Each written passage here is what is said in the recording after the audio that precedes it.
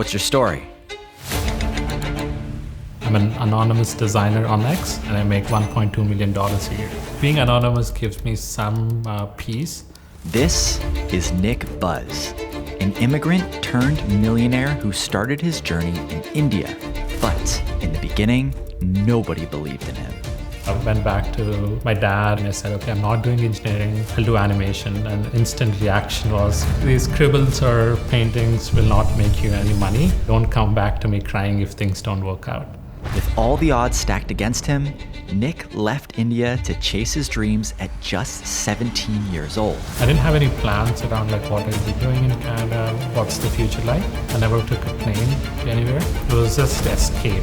I have to prove him and myself that I can make a living out of design. After months of struggle, Nick's dreams started to come to life. So I was making around like $80,000 or $90,000 a year just doing freelancing. I was like happy.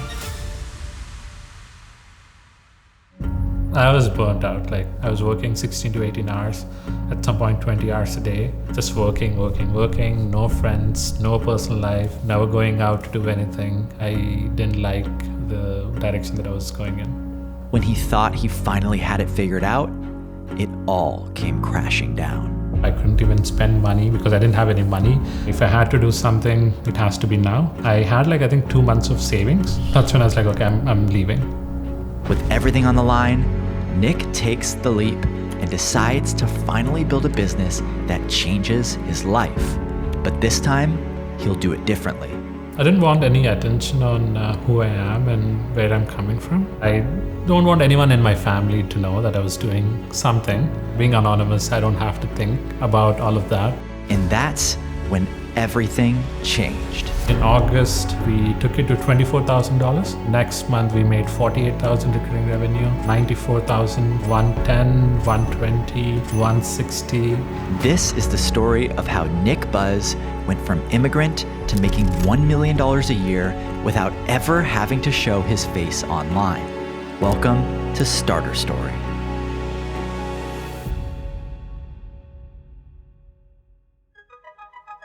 I come from a lower middle class family. My dad is a police. He always wanted me to do engineering or doctor or anything that has to do with computers or finance because that's the usual direction every kid takes. But I was into arts a lot. I used to draw. Arts was one way I could just go deep and be me. So I went back to my dad when I was sleeping around, I think 1 or 2 a.m. I woke him up and I said, okay, I'm not doing engineering. This is not gonna happen. I'll do animation. And instant reaction was, these scribbles or paintings will not make you any money. Don't come back to me crying if things don't work out. When that happened, I was like, okay, I have to prove him and myself that I can make a living out of design. To do that, I used to always be in my room, just working, no friends, no personal life, never going out to do anything. I have to like do this, make this happen, make money, pay things, see how far I can go. Nick decides that he doesn't want to take the traditional path. Instead, while still in India, he chooses to learn design. And to sharpen his skills and make his first dollar, Nick starts to compete in logo design contests. I think I participated in around 200 odd competitions, just work. The friend who suggested that I should get into logo designing, around 6-month mark, he asked me what's happening. I said, no, I'm not making any money. He said, give up. It's not gonna happen. That's too long. I think you should know when to back out. I didn't say anything to him. I just said, okay, let me try. What's there to lose? 6 months into his design journey, despite all the efforts, Nick saw no results. Then, one day, it all changed. My parents were out and they asked me, do you want to come to us this party? I said, no. I think I'll stay here, try to see if I can win this contest. And I won the contest. I was jumping on the bed. It was too much for me, for a 17-year-old to earn like, I think 10,000 rupees or $200 back then. Parents came home, I told them like, I want $200. They're like skeptical. No way, no one is paying you on internet. Nick knows that design can make him a living, so he decides to enroll in a local college. But there's still a problem. His friends and family in India are doubtful that this is anything more than a fun passion project. So he starts looking for an escape. They had a college affiliated in Canada, in Toronto. I didn't have any plans around like what I'll be doing in Canada, what's the future like. I never took a plane to anywhere. It was just escape. My parents, people around them, my friends and people around them, a lot of them doubted that you could actually make money or design is a thing. Canada was an escape. In Nick's head, Canada is the ticket to living his dream. People are way more open-minded, there's lots of design jobs, and it's going to be easier to land a position with his skill set. So, he scrapes together all the money he made so far with freelancing and moves to another side of the planet by himself at 17 years old. I thought like I could, coming to Canada, I would have more opportunities. But the problem was I was still 17. I used to send resumes, I used to contact people, like no one cared, no one replied back because there's no experience and I'm still a teenager. I was not actively designing, so I didn't make any money. Didn't even have $100. Like I went to this hair salon in Vancouver. After the haircut, she said it cost $150. I didn't have $150, so I called my dad. He was sleeping again at midnight in India. Asked him to transfer money so I could pay for the haircut.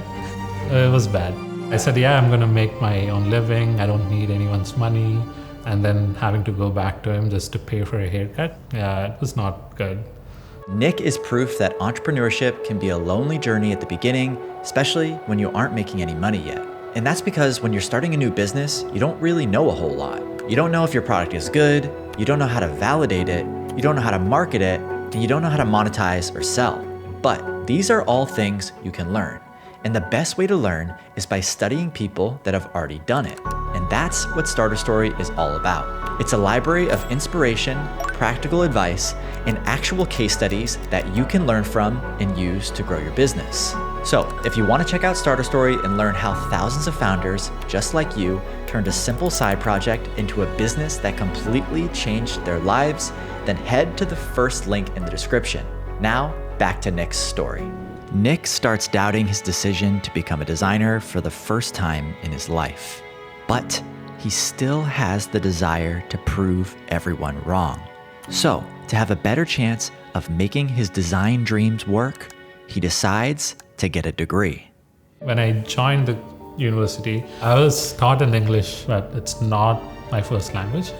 I'm not fluent. It's hard to start a conversation. It's hard to form a sentence because every time you have to translate it in your brain and then speak out. I also was not making money and spending 3 times the amount that the local student would spend on education. With an empty bank account, Nick makes a bold move and enrolls into college. But now he's facing a $16,000 tuition fee. Then, on the first day of his studies, he experiences a miracle. Around 2016, some dev found me on Dribbble and the dev recommended me to the client. I just worked with them for like 2 days and they gave me $3,200. I was like happy. I'm like, first day of university and I made $3,200. I think I can pay half of my tuition fee for the next semester. Little did I know that the client stayed with me for the next 3.5 years. So I was making around like $80,000 or $90,000 a year just doing freelancing. Even though Nick had a high-paying client, the out-of-state tuition still kept him in the red every month. I had a girlfriend and she's my wife now. I couldn't buy her stuff. I couldn't even spend money because I didn't have any money. Anytime people used to like, oh, let's go out, have fun or just hang out. I didn't do that. I don't even have any friends at the university because I always work. That's it. Just making sure that I pay my bills and stay here longer. Nick poured everything into his freelancing clients, but it still wasn't enough. His luck had run out and the income wasn't what it used to be. But he still wants to make a career out of his passion for design. So he turns to the only option left, a 9-to-5 job. Facebook came to the university and they had an internship session. I did the interview and I got the offer on the same day for an internship. Facebook was out of the world for me. Like I was getting paid 8,000 USD. The brand name when people know that I work for a certain company, they have a different way of talking to you and they respect you more than normal. Nick successfully climbs the corporate ladder, proving everyone wrong. But he quickly realizes that his job at Meta is the exact opposite of the dreams that fueled him to leave India in the first place. End of 2022 is when I was like, I'm not liking the job. I had to restrict myself. There was no creative freedom. You get tired doing the same thing for too long. So I should move out, but I didn't know what I should be doing. And I asked my wife and she was like, oh, you should do business. Try to see if you can make money. If you don't make, you can always go back and do 9 to 5. I was never a believer in that. Like I was like, I'm scared. If I don't make money, I can't pay the mortgage bills, the car loans and all of that. So I didn't want that on my head. But we're pregnant. Baby's on the way. If I had to do something, it has to be now. I had I think 2 months of savings. That's when I was like, okay, I'm leaving. With his back against the wall, Nick decides he has to make this entrepreneurship thing work. So he goes to the one place online where entrepreneurs thrive, Twitter. But he doesn't want to be in the spotlight. He doesn't want to share his identity. He wonders if there's another way. Being anonymous gives me some peace. I didn't want any attention on who I am and where I'm coming from. So I just wanted to post whatever I want. I get really bad migraines, but that's too much attention. And I don't want anyone in my family to know that I was doing something. Again, the same people will come back saying, why did you leave Meta? That's a good job. Being anonymous, I don't have to think about all of that. I'm still me. My personal life is not affected. And also, the main reason was being an introvert. People used to post their landing pages saying, oh, I just designed this landing page and this is my new website. So I just took someone's post, quote tweeted it, said roasted, and then added few things that I thought I improved. And it worked. People started seeing it, a lot of quote tweets. And no one reached out to me saying they're going to give me money, but people can see that I can do something. At this point, Nick has an audience and he's getting his name out there, but still isn't making money from his online business. Yet, he's having fun again, reigniting his passion for design that he's had since he was a kid.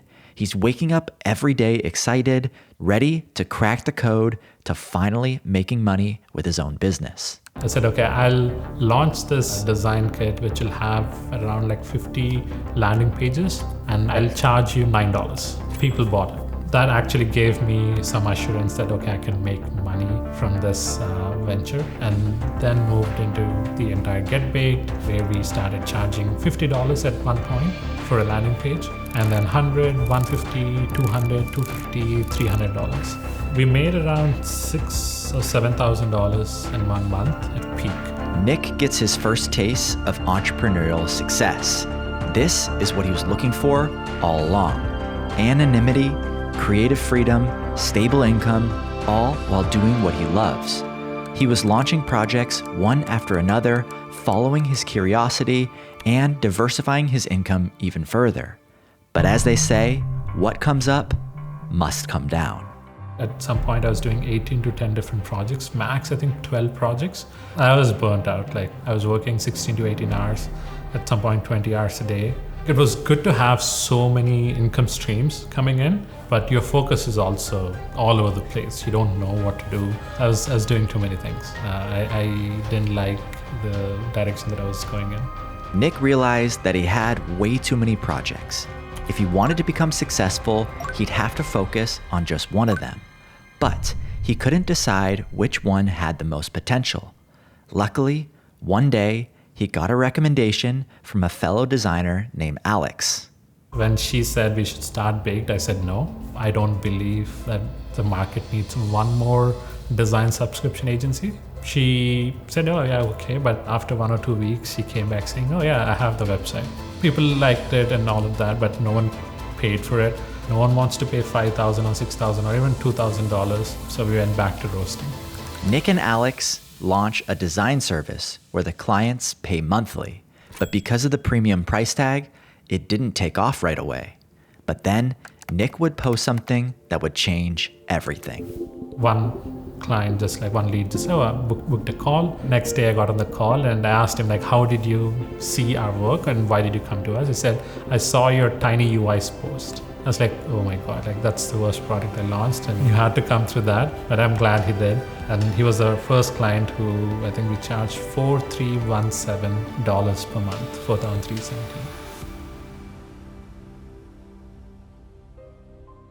You constantly have to market yourself. You have to be out there. You have to be aggressive. You have to have a tone that brings people in. It's okay if you're controversial.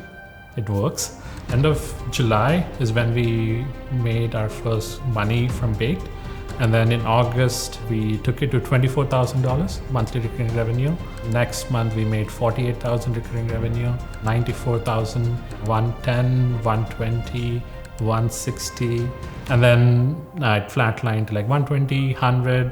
And with Alex, we both worked together, just us, only two of us, till December. When the baby was born, I had to take time off, and Alex took over. And after I came back, we started hiring. We always have like one person who's full-time and then few part-time freelancers.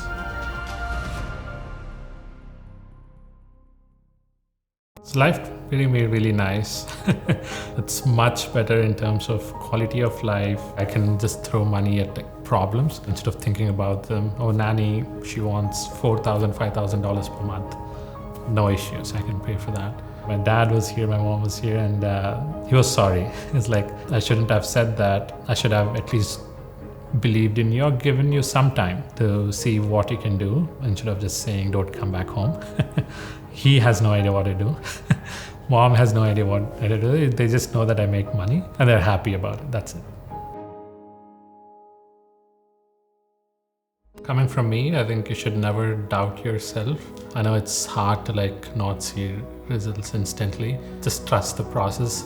Believe in what you're doing. Don't just waver into like 100 other things just because you can. It's okay to start anonymous or just faceless account. While you do that, be as authentic as possible. Don't be a guy who's just pushing out marketing or money related stuff. Talk to people, interact with them. Tell your story in a way that people are inclined to talking to you. Build a community and be with them. And once you feel like you can come out of it, the anonymity, feel free to do it. You have to take the leap. No one's going to do it for you. The best part about Nick's story is that he didn't wait for permission to chase his dreams. He just went for it. He took the leap. But sometimes it's scary to take the leap, especially when you're new to entrepreneurship because you don't know much. Well, the best way to learn what you don't know is to study people who know what you don't. That's why I created Starter Story. It's a library of over 4,000 case studies, ideas, and stories that you can learn from and apply to your own business. So if you're still feeling a bit lost, I'm gonna be giving you a free list of 160 plus solopreneur business ideas to help you get inspired and start building your own thing. It'll include a bunch of winning ideas, strategies, and other cool information about how regular people built businesses to millions of dollars. Just click the link in the description. Also, if you want to actually get serious about building your idea, then consider joining Starter Story and we will help you do that. I really hope you guys enjoyed this new format, this faceless millionaire style of video. We're cooking up some more new stuff, so stay tuned. All right, I'll see you guys in the next one. Peace.